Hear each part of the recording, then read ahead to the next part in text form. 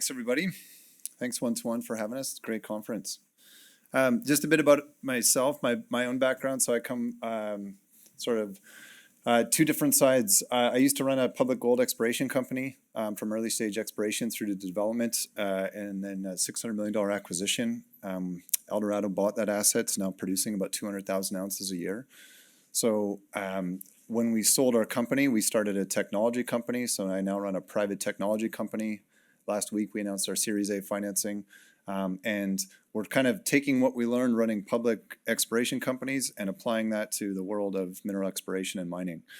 Vrify is just some background on Vrify. There's about 60 people at Vrify, and what we do is we're essentially trying to take the entire industry and turn it into this.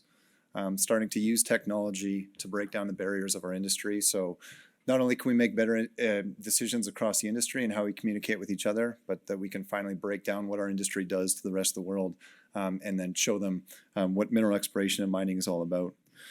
So today's talk, Minesplaining. Minesplaining is, if anyone's ever heard the term mansplaining, if you look it up on the internet, the explanation of something by a man, typically to a woman, in a manner regarding as condescending or patronizing. I've been accused by my wife very often of mansplaining in the past.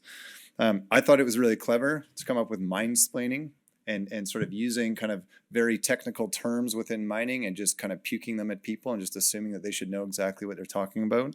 Turns out Greenpeace was actually the first one to come up with this. This is actually after I bought minesplaining.com because I thought it was such a clever term. But I was not the first person to come up with this. So today's talk about minesplaining and I don't even remember the name of my talk, Trapped in the Abyss of Communication, Failure Within Mineral Exploration. What I did was I took minesplaining, I just put into ChatGPT, and I said, come up with a title that kind of mining executives would like. And then I said, just come up with more options. And I'm continually, I spend a bit of time, and we actually have a whole team at Vrify working on AI initiatives. I'm continually blown away by what AI is able to do, but to go through and kind of end up with 30, 40 different titles that you can sift through in a matter of seconds was phenomenal. So that's where that overly dramatic title, Trapped in the Abyss of Communication Within the Mineral Exploration Sector, came from.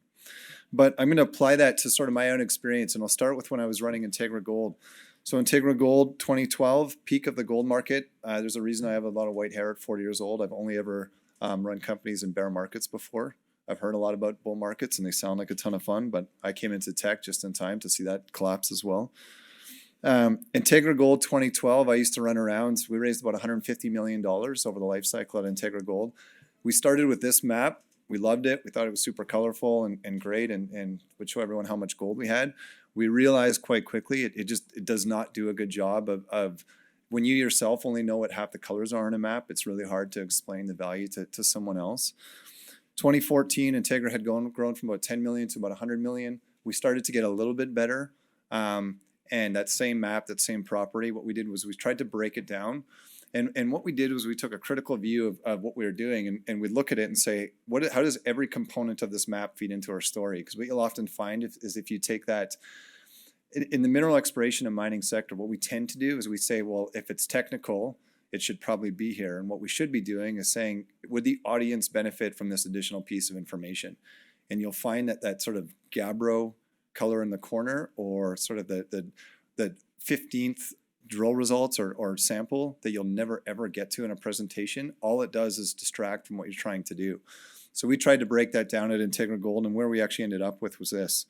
And it was dead simple. We could go down into various parts of this and spend more time on any one of those, but the whole idea is to go from something like this and break it down into something like this. And what we're actually trying to do is, instead of starting a conversation from the assumption that they should just know what we're talking about, start from a very sort of base level and then build up from there.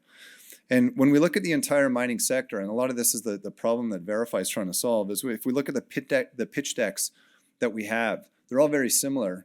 At Vrify, we have about 60 employees, and what we often do is when we hire new people who have no mining experience at all, is we tell them to go to a couple mineral exploration mining company websites, go through the website, download the PowerPoint, and then report back.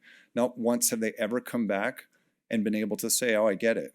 It's because they don't make any sense. Like a map of a cross-section and then a map of some geology it makes sense to those of us within the sector if we know what we're looking for. But what it does is it creates this massive barrier to anyone who doesn't really understand what we do. And it's okay when the market's great because people have other incentives to come in. If it's a commodity price that's flying or there's other reasons. But what it does when markets aren't as buoyant, I'll say, like they are right now, it's just one more thing that is a reason for somebody to not invest in our sector. It's not because mining is good or bad or it's anything else. It's because everyone's attention span shrinks every single day and we're just creating additional barriers. And it's no different when we look at sort of how press releases are put together. The press release is turned into this technical disclosure document, which ends up being 12 pages long, where the reality is people aren't really reading past headlines these days and maybe the first bullet point or two. And that's okay. We can keep the long disclosure component. We don't need to completely oversimplify. We just have to meet sort of the early stage investor where they are. The geologist or the technical group is always going to be able to find that additional information. We just don't need to pummel everybody with it right out of the gate. And presentations are no different. And we've continued to see a lot of them. But the one thing I'll say, and I'm gonna get into some more interactive content here, the one I think saving grace will say, and this will be a bit of a plug for Vrify, is what we do at Vrify and what we're big believers in is there is sort of this happy medium or marriage that can be found between technical content and really nice, compelling presentations. We don't need to make them all look like this, where you just have one or two things on a map and that's it. We can take technical content like this and turn it into something that just makes a little bit more sense. And I'll use this as an example. And I've used this for a while. I know the CEO of this company really well, so it's okay that I've just taken a slide from his deck and am using it here. I think it's still in his presentation, even though I've been pitching, making fun of it for the last year. But this is a cross section. So even if you're a PhD geologist and you know what green and blue and red and everything else means in this, not only is there a bunch of information that no human can digest in the 30 seconds or minute that this is up, how it applies to you as a potential investment opportunity is something completely different. And the two things that we work really hard to train our clients at Vrify, and having just come from doing a raise for a tech company and meeting a lot of tech investors, I can say this with confidence because I've helped them, tech investors who know nothing about mining, understand concepts like this. But what we do really hard at with our clients at Vrify is we try and get them to start to do two things. First, start annotating. So it's really simple, but when you have connected devices sitting in a room or whether you're presenting remotely and you're able to draw on all of them at the same time, you can bring anything to life, even your financial slides, by drawing a circle on that one number. The second thing the second element is just to animate them. So start right out of the gate. For this example, this is a cross section. Visually, you can now see what a cross section is. I used to always describe to people, cross section is like, picture your mining site as like a loaf of bread, and you pull out the best slice of it, and then you walk around trying to raise money on that. And now we don't have to do that because it's pretty obvious when you look at something like this what a cross section actually is. And I'll go back to this specific cross section. So again, even if you're a PhD geologist and you know really well what kind of opal chalcedonies are and kaolianites and other things like that, all that this company wants its investors to know is that sitting between these two dotted lines right here and right here, a bunch of really smart people have determined that there's a 200-meter wide zone where gold mineralization tends to occur. And everything that's ever been found on this project, and this is the block model, so made up of just thousands and thousands of little blocks, each representing a different mineral value. Everything that's been found on this project, you can see, for the most part, sits within that 200-meter wide horizon. And off in the distance, just sitting right over here, you can see what's called this milestone target. And all the drilling, and that's these white lines, all the drilling that's been done on this milestone target to define it has been really shallow. And if we look at that with that cross section, you can see that all the drilling that's been done on the milestone target only went about this deep. So these really smart people at this company are going to go and they're going to extend these drill holes down below and see if they can find if they test the roots, the high-grade roots of this gold system. And all of a sudden what we've done is we've taken a complex thing, a diagram that doesn't make sense to anybody, and in 60 seconds you have now given a base level of knowledge that you can now have a conversation around.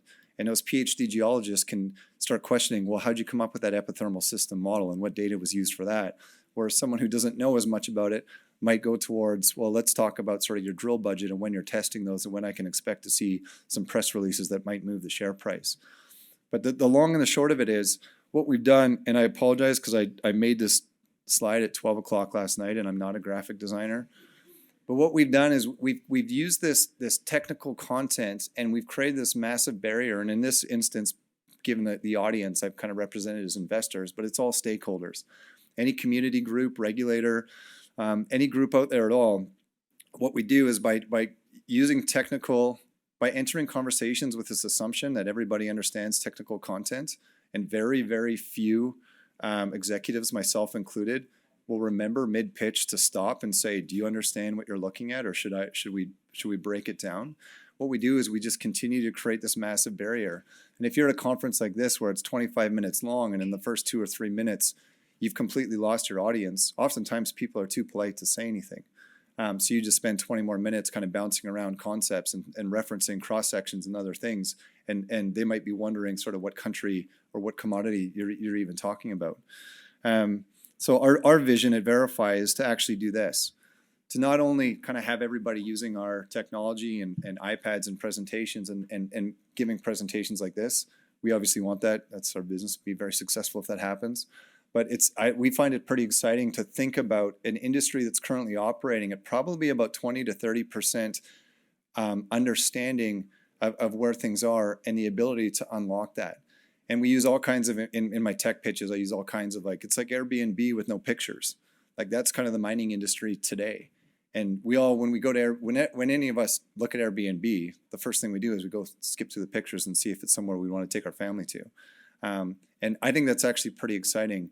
But the thing is, I've been presenting like this for a couple of years now. It's more than just technology. It's a want to change. And it's also a bit of training and know-how and how to do it. But that's what Vrify does. That's Minesplaining. We're going to continue to use that term. I think it kind of works here, even though the difference with mansplaining and mansplaining is much more condescending, whereas I think Minesplaining is much more just the assumption that there's a shared understanding that already exists, and there just isn't. Thank you very much for your time. Feel free to use that QR code to book a demo.